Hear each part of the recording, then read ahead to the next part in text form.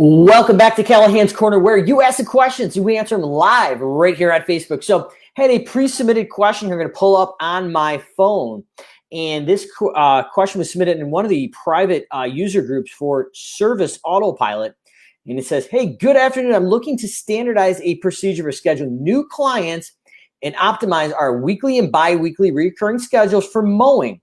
Does anybody have any advice or tips?" And they've heard different ideas of exporting into Google and other platforms. Would love any advice on this extremely dynamic topic. So I'm going to take a quick look here just to make sure we are live. If you're joining me on the live stream, if you could just make a quick comment just to make sure that you can indeed hear the audio and see my screen, and we're going to dive right into this here. So looks like we are good to go here on my phone. So what we're going to do here is bump out the screen and dive right into Service Autopilot and tackle the question at hand. So basically what we're looking at here is the gentleman wants to go out and streamline his service business, a lawn mowing company. I believe it's out in Texas. So it's a little bit interesting depending where you're at in the country. So obviously in the Northeast where I'm at, we're looking at 28 to 30 cuts. Most of our South and Southwest clients are going in and running 28 to 35 weeks ballpark weekly, and then they're going to a bi-weekly or every 3 weeks or 4 weeks during the quote-unquote winter season. So we're basically, it's a continuous service, but the frequency dies down a little bit. So I'm going to tackle this in a couple different ways. So working with probably well over 1,000 clients at this point in the lawn care and home cleaning industry. This question is predominantly around lawn care. So we're gonna focus on that. I'm gonna show you kind of how we handle this in my business, but this is applicable for anywhere in the country. But particularly to this question, this gentleman has about a month and a half to 2 months, basically downtime where they're not consistently hitting. So if we're off by a week, or if we need to revamp the schedule in a week, we can do that. In my market, we'd obviously stop mowing for 3 to 4 months. We would stop it and revamp it. Now, a lot of people are like, well, why wouldn't we just go back and reinvent the wheel for the same exact calendar schedule we had last year, because it's significantly less work? Well, the biggest killer right now is labor. That's your biggest overhead expense, and especially that silent killer of non-billable drive time. So I've got a bunch of data points here on the map I'm going to pull out and blow up to show you. But basically, there's a couple different ways of doing this. So before we get into the season, whether you're in the South, Southwest, the North, unless you're in deep South Florida where you're just going year round, this is going to really be applicable. And I would actually recommend, if you're in a deep South market, once a year or at least twice a year, you're going to go in and revamp this schedule with some communication to your clients, because we want to optimize and build for optimized schedules built on growth. And then I'm going to give you some tips how to take your online marketing. So we're casting that digital net across your whole entire service area. And then we're going in to do offline marketing to build route density. So we can dial in based on this map that I'm going to show you, and dial in and say, okay, where are we is the most dense areas of our route, and where can I add more density in the areas I'm already at? And then where can I cover the gaps of that non-billable drive time to minimize that non-billable overhead? And start building route density in the gap. So there's different approaches, and I'm going to show you how to build a database of properties already being mowed in your area. And it is midwinter here, but if it's not covered in the snow, honestly, this is probably the best time. Without giving the secrets away, hold on. I'm going to give you one of the biggest secrets in my business that we did for offline marketing to build route density, and building a database of well over 10,000 people already utilizing lawn care, lawn mowing services by a commercial vendor in my market. And I'll let you in on a candid story how I ended up getting punched in the face at one of the local pubs by a competitor, because he actually thought we were following his trucks and knocking on doors and stealing his clients, but we weren't. I'm going to show you the 2 secrets how we did that probably 6 or 7 years ago, maybe a little bit longer. But that was bleeding edge. Still cutting edge in the service industry. So without any further delay, we're going to pop this open and kind of demystify my approach. Now, in snow removal as well, a lot of folks maybe grew significantly, so this would apply to that industry as well. Now, home cleaning, a little bit different because you're plugging in slots. So I can make a separate video of best practice and how to actually use the dispatch calendar along the dispatch board. But if you're in lawn care, pest control, pools, things like that, this is where you want to live, and this is how we did it. So as we blow this up here, we've got a bunch of pins here, and as you look at it, it's based on in this test account the days of the week. So as we're adding jobs in throughout the year, or basically throughout the week, once we establish this, we would dial into the particular day, and we want to route in specific areas. So if we dial into this particular area here, and we look at different days, predominantly what you want to be able to do is take your two areas and have them drive into each other. So if you're on a Monday, Tuesday, our Monday accounts kind of went over here. We had our Tuesday accounts over here. So that basically these 2 days are driving into each other. So we're starting out the farthest point and ending here, and then we're picking up here. So if we have rain delay or there's issues, we're not driving out all the way across the entire city. One route leads into each other. And then inside these, if I had blown out all 1,500 or 1,700 jobs, but it would just be too much to look at, you'd actually have two crews on each day that almost basically run into each other. So if there is a rain delay or mechanical breakdowns, the one crew could finish what's left by the two crews, and the other crew could go on their way. So once again, we're minimizing that drive time out to that area. So I would say the ideal scenario is you'd have, if we bump this all out with all the crews in this test account, you'd have basically two crews in this area that basically ran into each other, and then the following days would basically meet this line. So the Monday would run into the Tuesday, and you can see Wednesday start and overlap. So once again, I don't have all of them in here just because it would be literally just a blob of color, but you get the idea. So that would be instead of 370 jobs, you'd have 15 or 1,600 jobs. That you'd have your 2 or 3 Monday crews kind of all running into each other, start to end, to cover each other, and then your Monday runs into your Tuesday. So that's going to be, and you're breaking them into zones. So this would be, this town would be, zone would be 1 day or 2 days. And then as we scrolled out to in this test account here, you'd have the east side of town. So you would probably, if your shop is out this way here, you're starting out the farthest place and driving back into the most dense area. But we're starting 2 or 3 crews or 4 crews, 5 crews, whatever that is. They're all kind of meeting each other. So crew 1 and crew 2 are going into each other. And then each day is kind of running and it's starting together. So once again, we're minimizing that drive time based on weather and breakdowns or anything other issues we may have. So that's the idea. We've kind of broken them down into zones. So you'd have like day one, zone 1, zone 2, zone 3, zone 4, and probably zone 5. Those would be the key areas. So if anytime your admin says, oh, that's in zone 1, all right, we're going to plug that in, and where does that fall closest to what crew? Now that's when you're in the middle of the season. So what I'm going to recommend now is, like, if you're going in, this is your whole entire, if this was your whole entire area here, you'd go in and drop some pins inside service autopilot, and you're just going to grab, and let's fictitious, so we're grabbing all of them. So we're going to close that gap, and then we're going in and we're going to assign to a resource. So let's say we're in 2020 once again. So this is in the beginning of 2020 or going into 2021, you'd have a 2021 mow scheduled list. So all your existing services for mowing and your new services would all end on this list. So when you go into about a week before the season starts, or maybe a half a week before the season starts, you go in and you optimize this, and you pull it all out and you start chunking it in the areas, and you start assigning it to the different zone crews.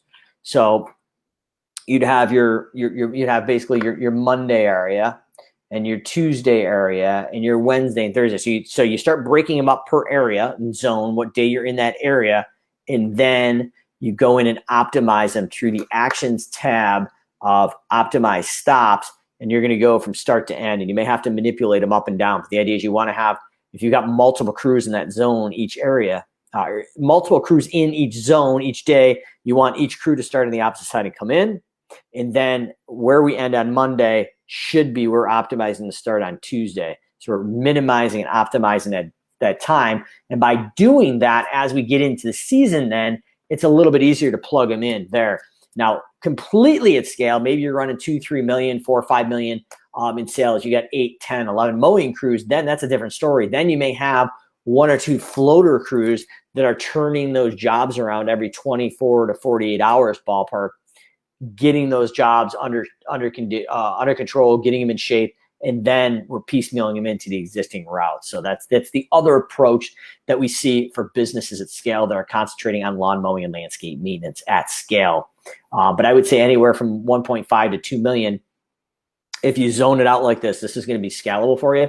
Once you get a little past that, then you may have a floater crew or two that actually gets those jobs in shape, and then they can plug them in for normal production rates there. So that's going to be your approach. Now, once you have this, pretty interesting, because now like we've got some defined gaps here. Now, obviously in this test account, this is the city where I actually live in, so we wouldn't be cutting in the inner city.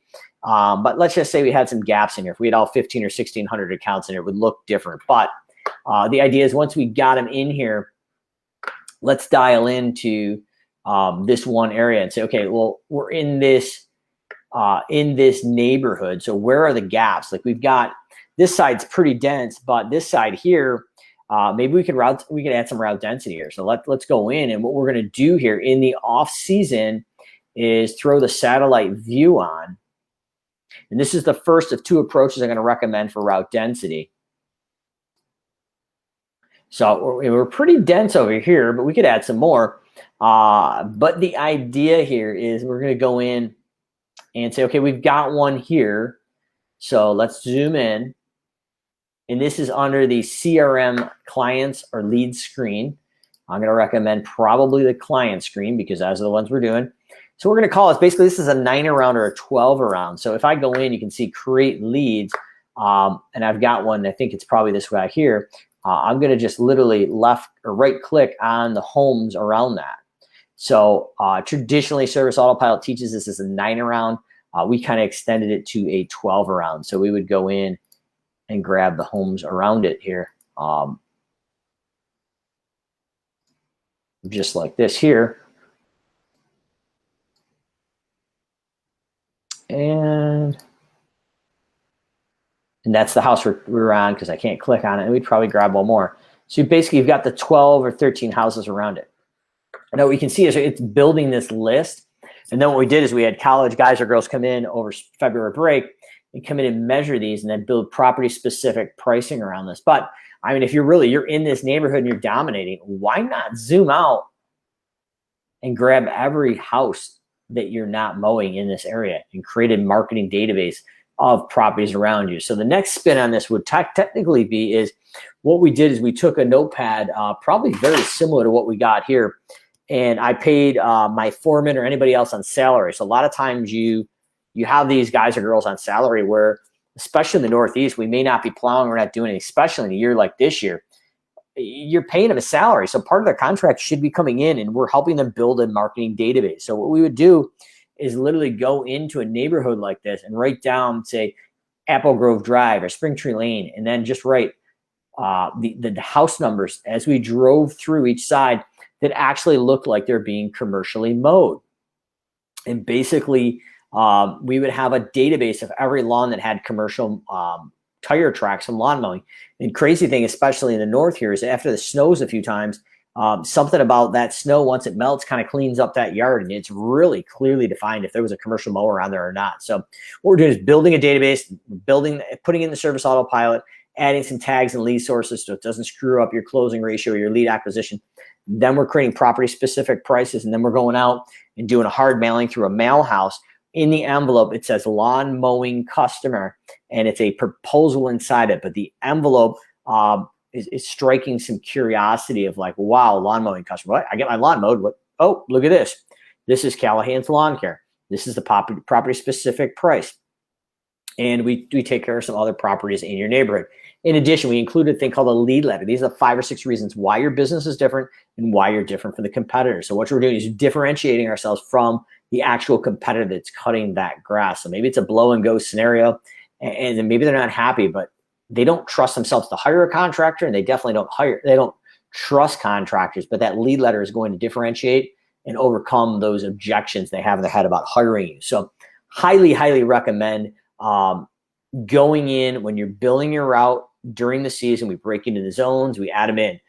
Each of those routes, if you have multiple crews in that zone, they run into each other for overlapping, for backup.